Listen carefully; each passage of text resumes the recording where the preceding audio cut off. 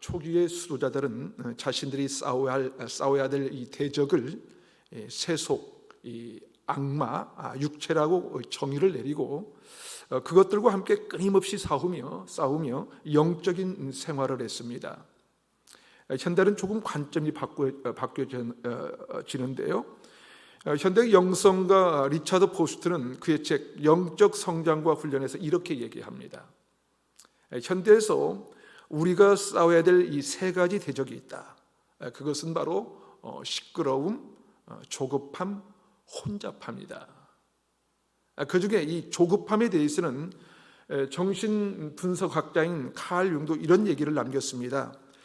조급함은 마귀에서 나오는 것이 아니라 그 자체가 아예 마귀이다.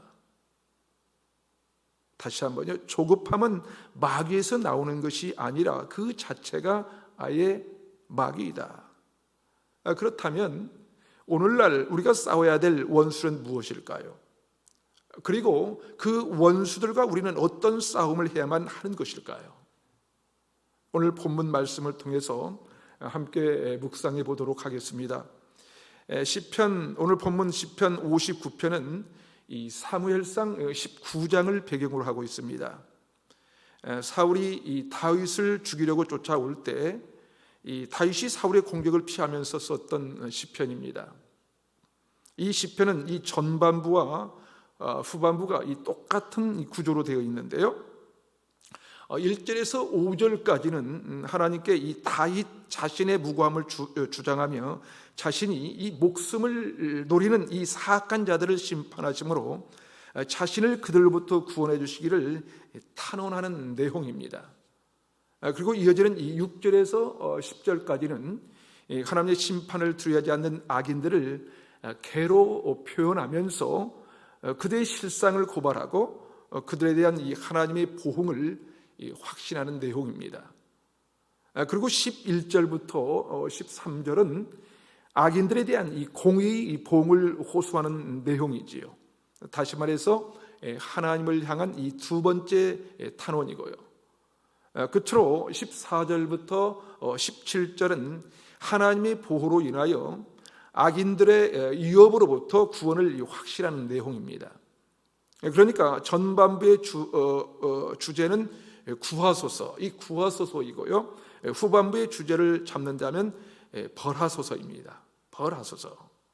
먼저 전반부의 주제를 살펴보면요, 1절과 2절을 다시 한번 보십시오. 1절과 2절을 함께 읽어볼까요?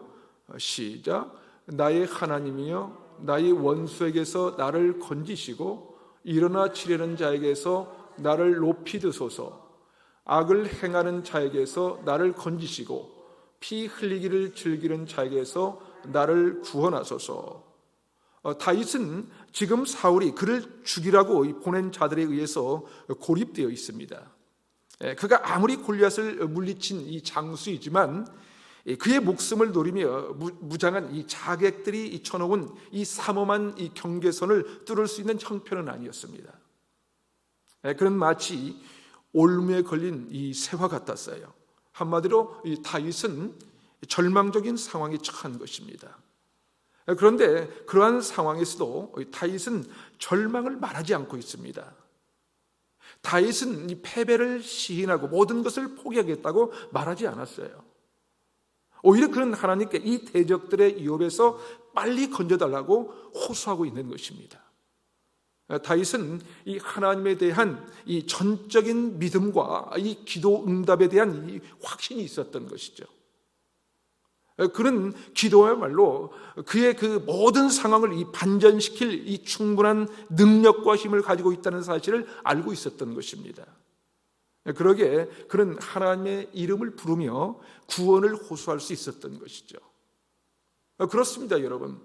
기도는 우리들의 그 능력의 원칙이라는 사실을 믿으시기 바랍니다. 기도는 힘이에요. 기도야말로 우리를 구원하시는 하나님으로 일하시게 하는 가장 강력한 도구가 되는 거예요. 기도는 우리를 아무리 강력한 이 원수의 손에서도 벗어나게 합니다. 뿐만 아니라 모든 일을 해결할 수 있게 하는 능력이 된다는 사실을 믿으시기 바랍니다. 그래서 요한일서 5장 14절과 15절에는 이렇게 말씀합니다. 그를 향하여 우리가 가진 바 담대함이 이것이니 그의 뜻대로 무엇을 구하면 들으심이라. 우리가 무엇이든지 구하는 바를 들으시는 줄을 안즉 우리가 그에게 구한 그것을 얻은 줄을 또한 아느니라. 아멘. 아멘이시죠. 자, 우리가 하나님의 뜻에 합당한 기도를 드리기만 한다면 하나님은 그 기도를 들어주신다는 거예요. 그러므로 인간적으로는 불가능한 일이라도 하나님은 반드시 가능케 하신다는 것입니다. 기도는 막연한 바람이 아니라는 거예요, 여러분. 기도는 우리의 기도에 확신에 찬 믿음이 더해진다면, 다시 말해서 믿음의 기도는 우리에게 실제적인 능력입니다. 왜냐하면 우리가 기도할 때 하나님이 일하시기 때문에 그렇습니다. 우리도 다윗과 같이 믿음의 기도를 드림으로 능력 있는 성도들이 되시기를 주님의 이름으로 축복합니다. 4절과 5절에도 보면 시인은 도우소서, 벌하소서라고 합니다. 그런데요, 7절까지 전반부 중에 핵심 구절이 바로 4절입니다. 자, 여러분 4절을 함께 읽어볼까요? 4절 함께 읽습니다. 시작. 내가 허물이 없으나 그들이 달려와서 스스로 준비하오니 주여 나를 도우시기 위하여 깨어 살펴주소서. 다윗은요, 도우시는 하나님께 어떻게 탄원하고 있습니까? 지금 깨어 살펴주소서, 깨어 살펴주소서. 나의 마음을 살펴주시고 나의 상황을 살펴주시옵소서. 나의 삶에 너무나 큰 어려움이 있는데 이 큰 어려움이 얼마나 나를 짓누르고 있는지 그 마음을 살펴주시옵소서 간구하고 있는 것입니다. 여호와께서 준비하신다고 하는 이 여호와 이레는 이삭과 관련된 이야기에 나오는 단어인데요, 여호와 이레는 여호와께서 준비하신다라고 하는 뜻이 있지만 그 원래의 뜻을 살펴보면 여호와께서 보고 계신다, 여호와께서 보고 계신다라는 뜻입니다. 우리의 마음 가운데 그러한 믿음이 있어야 합니다. 여호와께서 보고 계신다는 믿음이 있어야 한다는 거예요. 나는 이런 어려움 가운데 있는데 하나님께서는 왜 나를 보고 계시지 않는 것일까? 종종 우리는 그런 생각을 하지 않습니까? 그러나 여러분 잊지 말아야 합니다. 하나님께서 나를 보고 계신다는 사실을 잊지 않아야 한다는 거예요. 나를 보고 계신다. 그렇습니다. 반드시 하나님께서 우리를 살펴보고 계시고 우리의 모든 것을 세세하게 다 알고 계시는 분이십니다.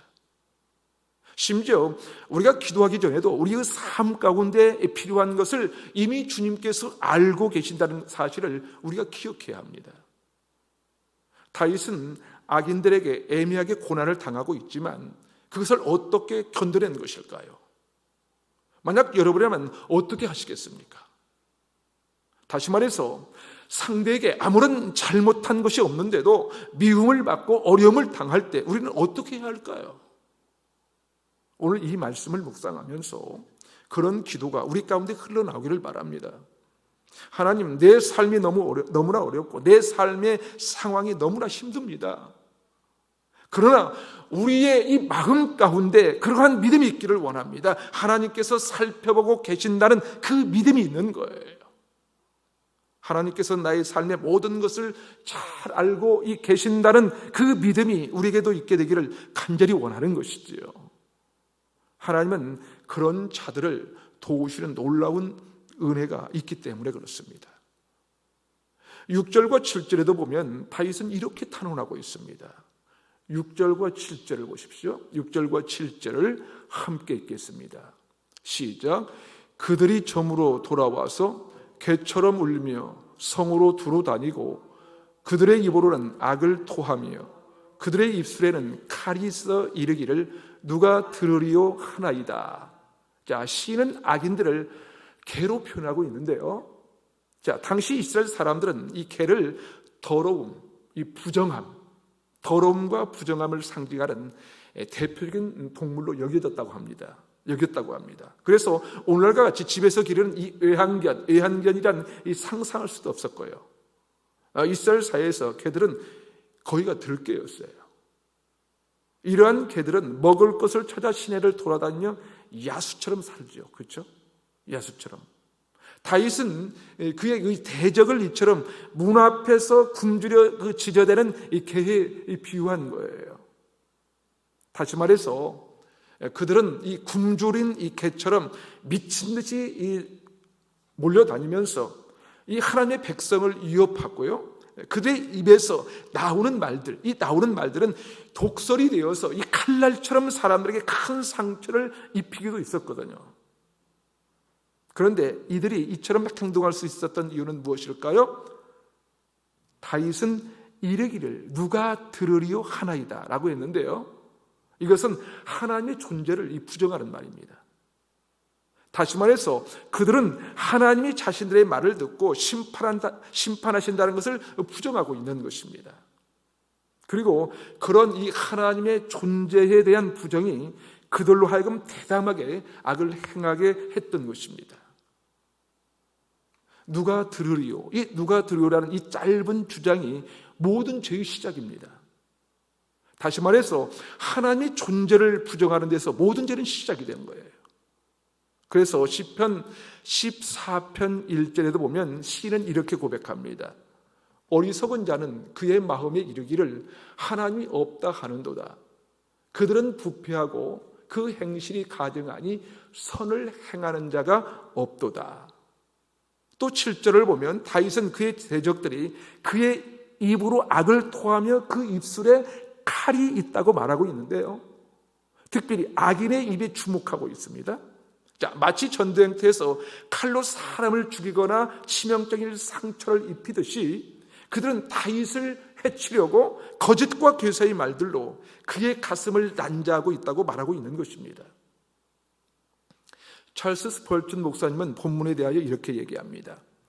사자가 그 부드러운 발바닥 속에 날카로운 발톱을 숨기듯이 악한 사람들은 이 부드러운 입술 속에 피가 뚝뚝 떨어지는 말을 담고 있다. 여러분, 이 말씀은요, 이 악인에 대한 이 비유적인 말씀이기도 하지만 사실은요, 우리의 입과 거기서 나오는 온갖 말은 이처럼 이 놀라운 이 파괴력이 있는 것이 사실 아닙니까? 사랑하는 여러분, 말이란 이처럼 무서운 이 힘을 발휘하는 거예요. 무서운 힘. 그렇다면 우리는 과연 우리의 혀를 얼마나 잘 다스리고 있습니까? 우리의 입으로 얼마나 아름답고 좋은 것을 말하고 있는가 하는 거예요. 나의 입술의 말은 얼마나 많은 사람들에게 용기를 주고 생명을 살리는, 일으켜 세우고 있는가 하는 거예요. 여러분, 악한 입술은 사람을 죽이는 칼보다도 더 무서운 무기가 된다는 사실을 여러분 잊지 마십시오. 그리고 저와 여러분이 각별히 말을 조심하고 혀의 재갈을 먹이는 지혜로운 하나님의 사람들이 되시기를 바랍니다. 계속된 이 하반부의 말씀들을 보면요, 11절에는 이렇게 기록합니다. 11절을 보십시오. 11절 함께 읽겠습니다. 시작. 그들을 죽이지 마옵소서. 나의 백성이 잊을까 하나이다. 우리 방패되신 주여, 주의 능력으로 그들을 흩으시고 낮추소서. 여러분, 우리는요, 하나님의 이 공의의 이 성취와 교훈보다 즉각적이고 이 확실한 이 안전이 이 보장되는 이 원수의 이 철저한 파멸에만 관심을 둘 때가 참 많습니다. 하지만 여러분, 우리는 이 다윗이 그랬던 것처럼 단지 내 자신의 이 승리와 이 원수의 파멸에만 관심을 두기보다는 나를 통해서 하나님의 공의가 드러나는 것에 관심을 두어야 됩니다. 그리고 그것을 많은 사람들이 보고 큰 힘과 용기를 얻는 것을 더욱 큰 기쁨으로 생각할 수 있는 성숙한 이 그리스도인이 되어야 할 것입니다. 계속해서 12절을 보십시오. 12절 함께 읽어보겠습니다. 시작. 그들의 입술의 말은 곧 그들의 입의 죄라. 그들의 말하는 저주와 거짓말로 말미암아 그들이 그 교만한 중에서 사로잡히게 하소서. 다윗에 대한 이 원수들의 말은 그 하나하나가 다 죄였습니다. 그래서 다윗은 그들이 내뱉은 이와 같은 이 저주와 거짓말이 도리어 이 그들의 그 올무가 되고 그들을 넘어뜨리는 이 함정이 되게 해달라고 하나님께 탄원하는 것입니다. 그러므로 여러분, 죄의 노예가 되어서 우리 자신이 심판에 이르지 않기 위하여 항상 우리 안에 죄의 흔적조차 머물지 않도록 항상 심써야 합니다. 특별히 우리가 너무도 쉽게 범할 수 있는 입술에서 비롯되는 모든 죄를 삼가야 합니다. 앞에서 말씀드린 리차드 포스트의 오늘날 우리가 싸워야 할 이 세 가지 대적, 이 조급함, 또 시끄러움, 혼잡함을 이 말씀에 적용시켜서 우리가 고백을 한다면 이렇게 말할 수 있습니다. 하나님, 우리 마음 가운데 있는 이 시끄러움을 흩어주시옵소서. 우리 마음 가운데 있는 이 혼잡함을 사로잡히게 하여 주시옵소서. 주님, 내 마음이 너무나 조급한데 내 안에 조급함을 소멸시켜 주시옵소서. 우리의 마음이 얼마나 혼잡하고 조급하고 얼마나 시끄러운 소리들이 많이 나옵니까? 그렇지 않나요? 그러니까 여러분, 우리에게 이 모든 것들을 소멸시켜 주시고 사로잡히게 해주시고 흩어지게 하시는 이 하나님의 놀라운 은혜를 구해야 합니다. 본문엔 반드시 이것을 위해서 이 기도해야 하는 이유를 설명합니다. 그것이 바로 16절 이하에 있는 말씀입니다. 16절과 17절을 함께 읽어보겠습니다. 시작. 나는 주의 힘을 노래하며 아침에 주의 인자하심을 높이 부르오니 주는 나의 요새이시며 나의 환난의 날의 피난처이심이다. 나의 힘이시여 내가 주께 찬송하오리니 하나님은 나의 요새이시며 나를 긍휼히 여기시는 하나님이십니다. 아멘. 여러분, 이 다윗은 주님을 찬양하고 있습니다. 이것이 왜 중요할까요? 왜 중요할까요? 우리 삶 가운데 찬양이 사라져버린다면 그 이유 중에 하나는요, 우리 마음 가운데 조급함이 자리 잡고 있기 때문이 아닐까요? 조급함이 있는 거예요. 다윗은 아침에 주의 인자하심을 높이 부르겠다고 고백하고 있는데요, 다시 말해서 다윗은 원수들이 자신을 해하려고 한 그 아침에 조급함이 아니라 도리어 뭡니까? 구원의 찬양을 부르게 될 것이라고 하는 거예요. 그렇게 찬양할 수 있는 이 두 가지 이유를 다윗은 말하고 있는데요, 그것은 그분의 힘과 인자심 때문이라고 고백합니다. 여러분, 하나님이 어떤 존재를 구원하시고자 하는데 만약 그분께 힘이 없다면 그것이 가능하겠습니까? 가능해요? 힘이 없으면 아무것도 할 수 없는 것이죠. 그런데 하나님은 어떤 분이세요? 그는 전지전능하신 분이십니다. 그렇게 아무리 강한 자들이 다윗의 집을 포위했다고 해도 하나님이 그 포위망을 뚫고 다윗을 구원하는 일은 전혀 어려운 게 아니에요. 그러나 하나님께 힘만 있다고 해서 구원하실 수 있는 것일까요? 아닙니다. 이 사랑하는 마음, 다시 말해서 인자가 있어야 한다는 것이죠. 다시 말해서 다윗이 원수들에게서 구원받으려면 하나님의 인자심이 절대적으로 뭡니까? 필요했다는 것이죠. 하나님에게 다윗을 긍휼히 여기는 마음이 없었다면 그가 구원을 받을 수 있겠습니까? 결코 구원받을 수 없었을 거예요. 그러나 하나님은 인자하신 분입니다. 인자하신 분. 다윗은 이에 대한 이 분명한 믿음이 있었다는 거예요.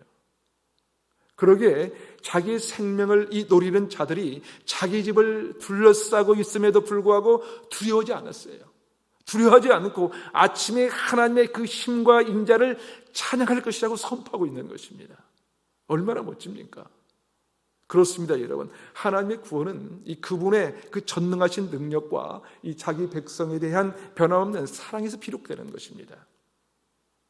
여러분, 우리가 사는 세상은 우리의 원수인 이 사단이 우리를 해하기에 혈안이 되어 있지 않습니까? 그래서 우리는 이 세상을 살아가면서 많은 위기를 만나게 되는 거예요. 하지만 여러분, 우리가 함께 하신 하나님은 전지전능하신 분이십니다. 뿐만 아니라 인자하신 분이시지요. 그래서 우리가 원수들에게 망하도록 방치하지 않으십니다. 하나님은 우리를 원수들로부터 구원하시며 마침내는 우리에게 영원한 이 천국의 구원을 베풀어 주실 것입니다. 그러기에 사랑하는 여러분, 혹시라도 여러분의 입술에 찬양이 사라져 버리지는 않으셨습니까? 그렇다면 여러분의 마음 가운데 이 조급함과 시끄러움과 이 혼잡함이 있는 것은 아닌지 살펴보시기를 바랍니다. 그리고 여러분에게 찬양이 회복되어지기를 간절히 바랍니다. 더 나아가 이 세상에서 이 악한 자들에게 위협을 당할지라도 조금도 위축되지 말고 담대하게 살아가는 저와 여러분이 되시기를 주님의 이름으로 축원합니다. 아멘.